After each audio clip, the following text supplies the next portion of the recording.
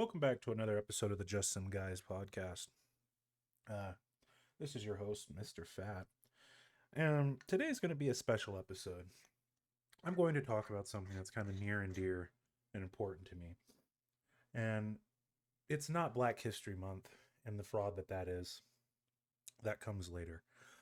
We're going to talk about what it's like to move from California or a big city of the nature, or a big state of that nature to a nice, peaceful, wholesome white town that I live in now. Friends and family who know me very well aware that I am of mixed origins and variety. Um, Certainly not your average individual. So this episode is going to be more along the lines of what it's been like for me and what you should do with my experience if you are a Californian of a like mind looking to move to another state. First and foremost, I want to open this up with a public service announcement. If you are a Californian looking to move to another state because California sucks ass and you are realizing that now, hard stop, do not move to another state in this beautiful country and then try and make it like the state that you came from. If you want California to be better, then stay in California and make it better. If you're going to leave because you were just everything about California is the opposite of what your ideology is, and you were like me there due to birth and being a child and not having a decision of where you live, that's different. Otherwise, do as the Romans do when you are in Rome, right? You don't want to leave that state and make it painfully obvious that you are from that state, and the only thing that you're looking to do is continue to live and make things like living in that state. There's a reason you left, right? Right. Me personally, politics is the number one reason besides obvious cost of living. The cost of living in California is disgustingly high. Now, if you're going to move and you're moving because, well, I like the politics of California and blah blah blah, which if you do, I don't know what's wrong with you. But if that's the reason that you're moving, move to a state with similar ideology and a lower cost of living like Colorado, fucking Washington, Oregon. Stay the hell out of the Midwest, right? And this is coming from a black guy. Stay out of the small towns. They and we, as in myself as well, we don't want you here. The reason that we don't want you here is because our life is quiet and peaceful and it's cheap to live here. With you coming here and changing that completely in a stark opposite direction makes it kind of hard to invite people with open arms. Now, I was welcomed with open arms into this community by every single person that I have ever met, right?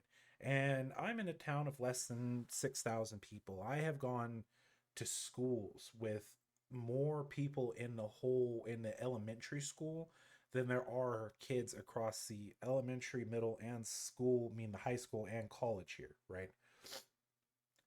That being said, I've experienced far less judgment. I've experienced far less hatred, disrespect. I've never felt judged. I Not once since I've been here. The first couple months that I was here was a little interesting because I could tell people were looking at me. But interestingly enough, coming from California was I know what racist stares are. Way more racism in California than people ever want to acknowledge is real or existing, right?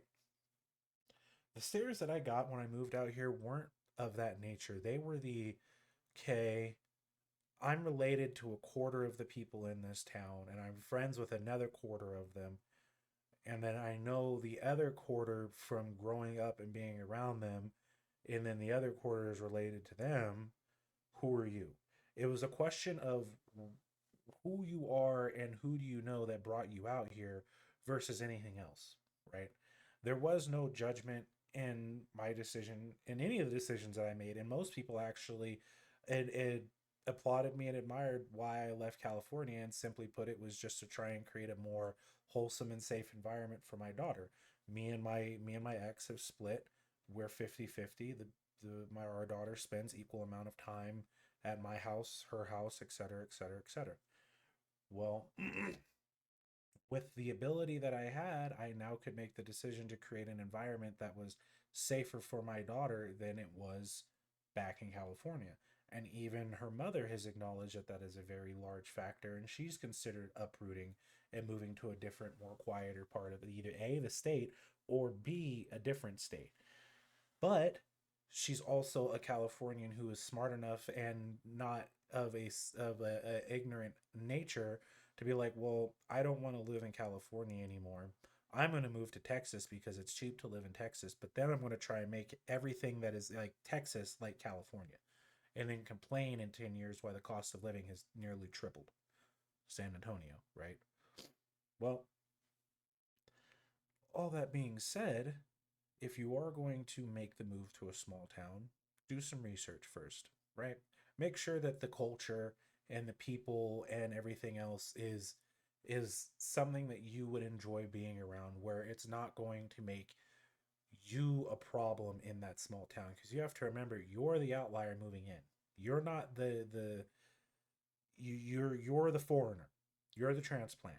The expectation of you as a transplant is not to shake the apple cart, keep your fucking head down, and slowly ingratiate yourself into the community and respect everybody's boundaries. Perfect example. I'm not a Mormon by any means. I have exposure to the Mormon word and the church and blah, blah, blah, blah prior to where I live now, mostly just out of curiosity as a teenager looking into religion. I have been approached all of 0 times since I've lived out here. But once I moved out here, the people who were like, "Hey, what brought you out here?" Blah blah blah. This is my family name. This is where I'm from. I actually do have roots in that area, roots in this area. They went, "Oh, okay. Well, we know that your family is not Mormon. That's understandable. That's fine. We're not going to ask you to go to church." It was literally just that simple. I have not got one offer that I need to go to church at this point. I've lived in 2 separate wards. No one has knocked on my door. No one has bothered me. Everybody has respected my boundaries, and I haven't even had to put any down. They were very respectful and just understanding. Like, okay, you come from a non-Mormon family, no expectations there. Where I work, almost I would say almost everybody that I work with is a Mormon, hands down, right? Even the people who are non-practicing, that's what their baseline practicing religion was is Mormon. No one has offered anything outside of their what would be respectful for their faith. When they're talking amongst themselves and someone isn't feeling good, they're offered a blessing. When I say that I'm not feeling good, they offer me medication. So that that in itself shows the level of respect and understanding put forth without ever even having to have a conversation about it. This is the way that towns like this run out in small town America and what is essentially the Midwest. Is it's not necessarily all word of mouth, but you don't have to talk a lot, right? Like you don't have to talk a lot. You just have to listen. And everybody will respect your stance and everybody will respect where you come from. I've met some very, very stark, like liberals since I've been out here, hardcore, like California level liberals. But at the same time, despite them being this nuclear liberal, they're still respectful of their friends who are obviously going to be more, right leaning and family for that matter. Um, and they don't push their ideologies for the most part upon them. There will be disagreements and issues there, as there always is, whenever you have separate views coinciding or blah, blah, blah, blah, blah, blah, blah. But that's just how life goes. And being able to respect each other and understand that there is no malice by feeling or viewing the world differently based on your life experiences is how grown adults and Americans handle themselves whenever there's just a natural difference in the room, right? An elephant, I guess it would be referred to as. There And the only elephant that I've ever really even encountered in the room since I've been in small town America is what has led me to small town America, right? Because the stigma attached to not necessarily people of color, but people from the city is that they don't really want to leave the city and go somewhere where I live now, where there is all of 7 restaurants in the whole town. Four of those restaurants, oh, sorry, I'm sorry, 8 restaurants. Four of those restaurants are fast food restaurants, and the other four are, you know, fucking home restaurants, whatever the fuck you want to call that. Small owners, small business restaurants. Oh, sorry, 9. Black Bear just moved into town. Whoop de fucking do, right? So living here is very, very different from anywhere that I've lived in California, whether or not it was a 24-hour city where you had an option for something at all times, like Sacramento or Fresno, or it was a city where things did mostly shut down at around 11 or 12 o'clock at night, but there was still plenty of liquor stores, still plenty of stores open, like Oakland in the Bay Area, you know? So, with all of that going on, I have managed to make myself at home. You make small adjustments in your life when you want to make that move and you want to do better and live better. And those small adjustments are okay. Hey, we actually buy our groceries now because we can't go out and go eat all the time, which is just healthier for you in the first place. Things are closed on Sundays here. When I say things are closed, the only thing open is Walmart and McDonald's for the most part. Okay, that's fine. Sundays, we just sit inside and we spend them at home, as you should. It's Sunday, right? Businesses, even for the most part, are closed. Like, I don't, most jobs, except for the few corporate entities that exist here, are closed on a Sunday. They might be open Saturday, but they are closed Sunday. And that is an observation of the Lord. Alcohol. Can't buy alcohol at Walmart. Like, I don't mean like you can buy beer at Walmart, right? But you can't buy hard alcohol at Walmart. There is no Jack Daniels, there is no vodka, there is none of that. There is Coors Light, Bud Light, and all the variants of such. Well, I'm not a big drinker in the first place, so that doesn't really affect me very much. But realistically, if you are someone who does have a taste for the liquor, buy your booze on Saturday or go to the bar because the bar I think is closed on Sundays and most bars are closed on Sundays in California too anyways. So I think it's only like if you're truly from a heathen place like Las Vegas, then yeah, okay, the bars are open every day of the fucking week, but you'll find coming into an area like this and being surrounded by people who don't live that lifestyle and want a healthier lifestyle for themselves and for their children, it naturally gets impressioned upon you or impressed upon you. And it's not like it's a bad thing. So just roll with the flow. And I mean that's even and even in the accepting on the level of acceptance, even diversity for this small town, my life experiences consist of drugs and gangs and everything due to where I'm from, partially, exposure in that regard. The rest would be family circumstances. But with that being said, there's never been anyone here. I've managed to find at least one or two people who has experienced similar things, whether they be transplants, which there are a lot of, despite this small town, or sorry, I had to take a drink of my hot chocolate while it's still hot chocolate. Um, or they're natives, been here their whole life, and most of my friends are natives. I guess I can't really say like natives, not Native American, but native to Richfield, or at least this area. The other question I find that I had personally a lot of, and I was asked a lot when I first moved, was like racism, right? Like how like people were racist out there because like there's only 5,000 fucking people in 4,898 of them are white and the other 100 and fucking 10 are Mexican or Native American and like one black guy. Truth be told, I've experienced less racism across the board since I've been out here in the past couple years than my entire existence. in California. Um, to the point of that here in town, there's one or two racist families, right? Like self-identifying racist families. And when I got here and I started kind of getting comfortable and getting, moved in, and I was out tooling around with my friends, they're kind of showing me around town. They pointed them out to me. They went, hey, they're racist. They'll never say anything to you. They'll never bother you. They'll just kind of give you a weird look and they'll go about their way. But even better because these people are also, according to town lore, inbred.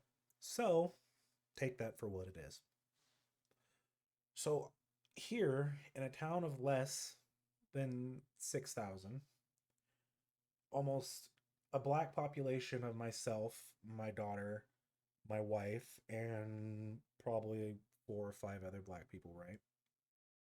How have I experienced more racism in California where the population of black is probably, it's not you wouldn't say it's equal, but it's stout, probably 15 to 20%.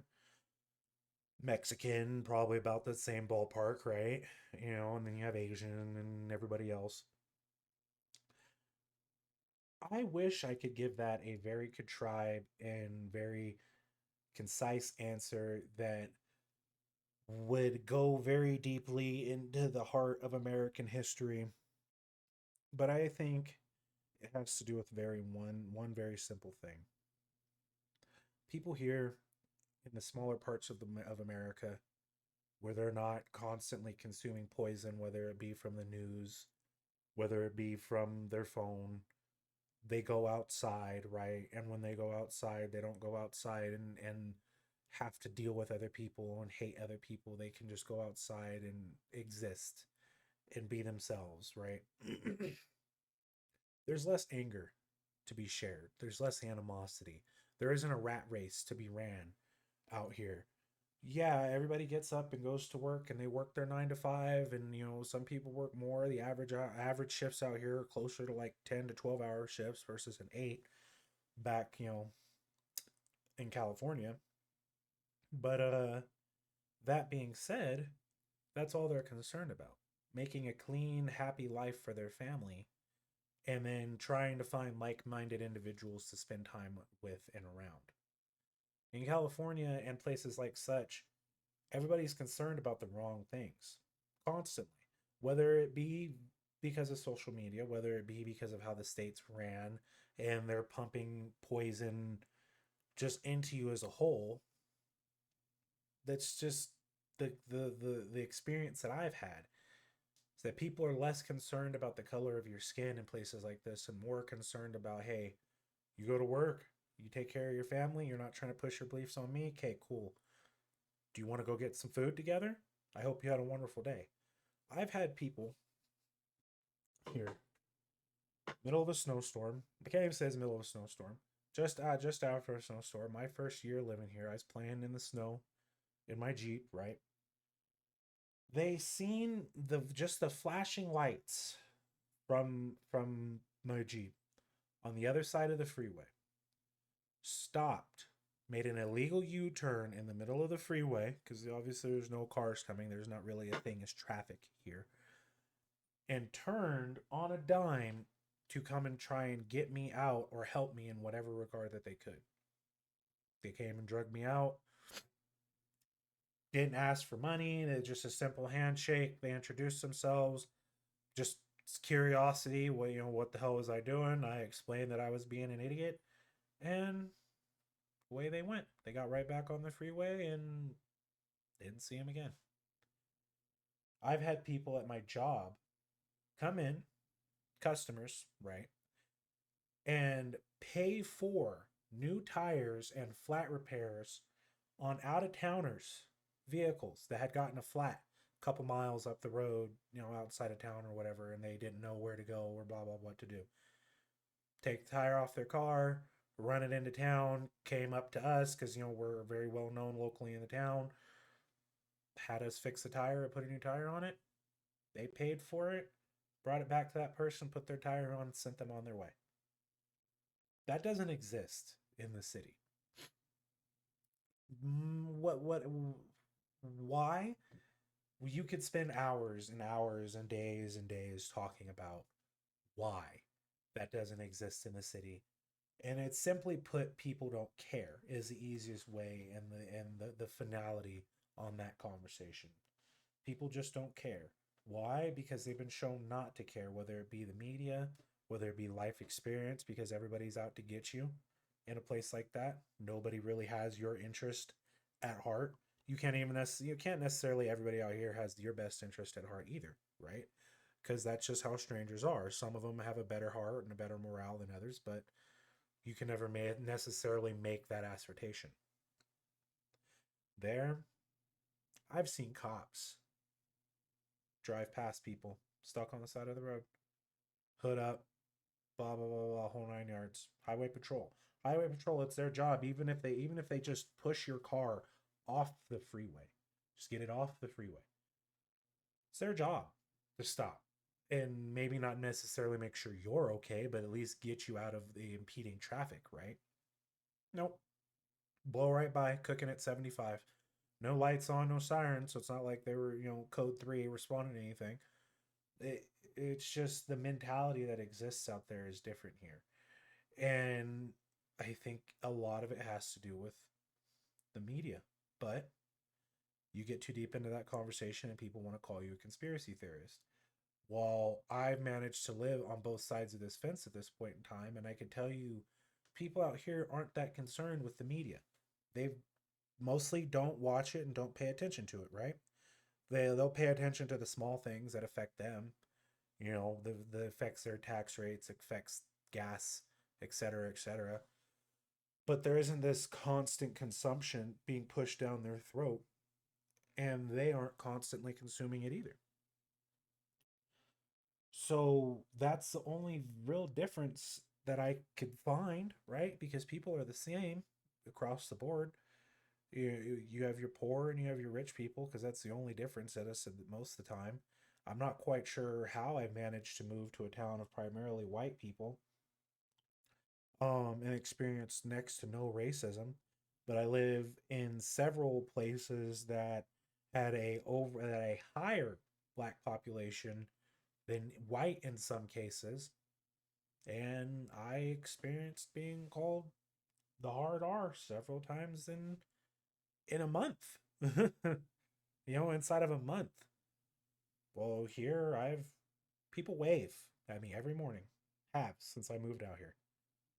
Doesn't matter if I'm driving, I'm walking, people wave. Stop, ask how your day is. Just how it is. And the other transplants that I know,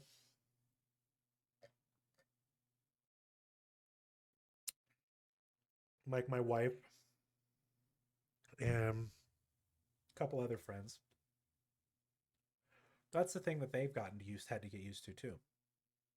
Because people are friendlier. People want to know how your day was. They are stopping and asking you how you are. Genuinely. Not just bullshit. They are stopping to have a conversation with somebody. Whether or not you ever talk to them again after that point in time is irrelevant, but they are going to stop and have a conversation with you. My own family, who is from this area initially, who moved out west, then came back after a while, same thing, same experiences. So, if at the end of the day, a town of less than 10,000 people, 6,000, I think, are what our total population is here, primarily white, can look at someone who is obviously not like them in any regard, right? Big beard, tattoos, black.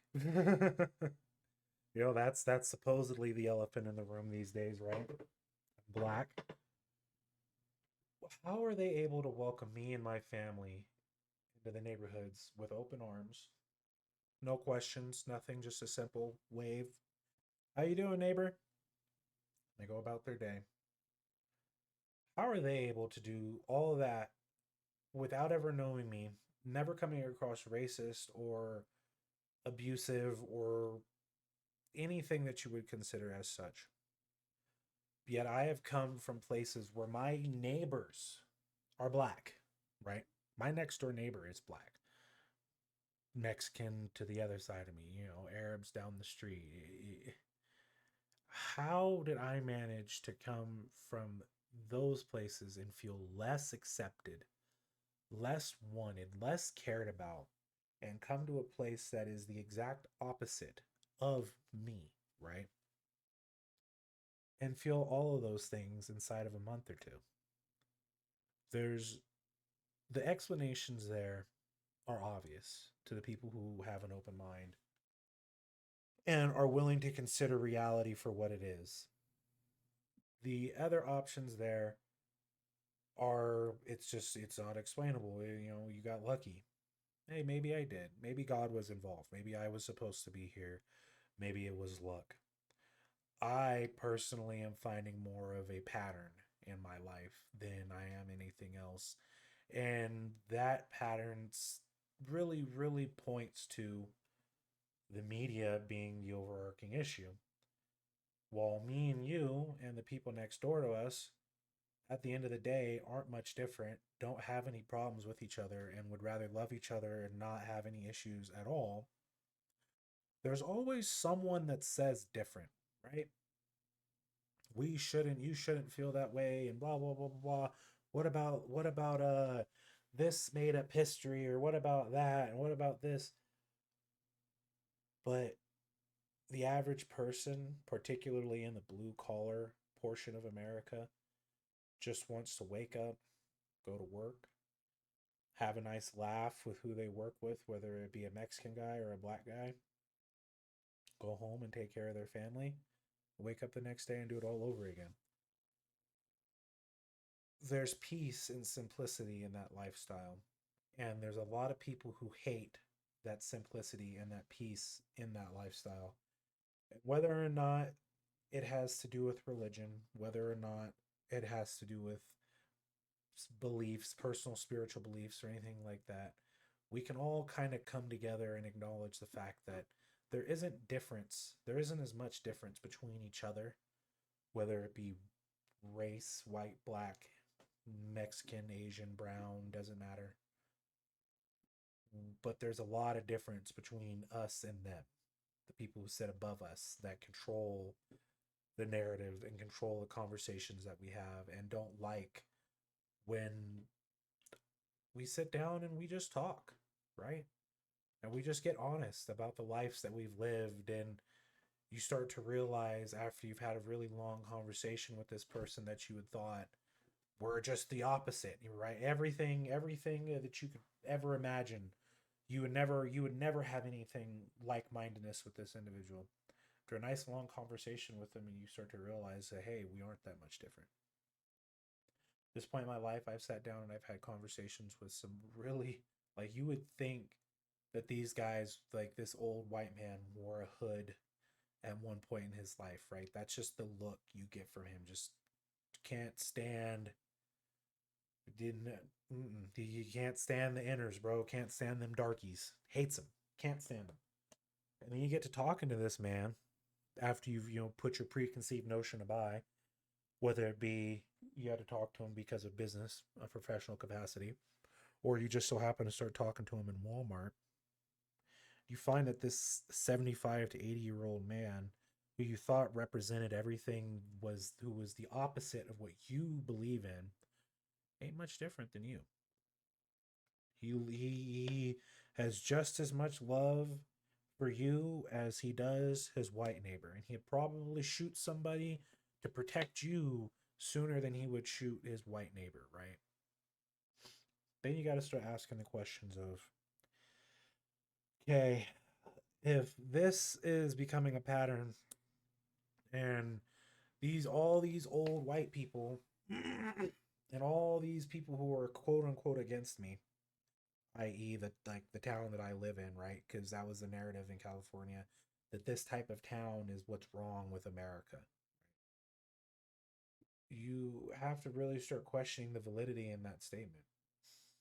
How honest and true is that, or are they just trying to keep us divided? Because that's the only thing that they can do at this time is to maintain division.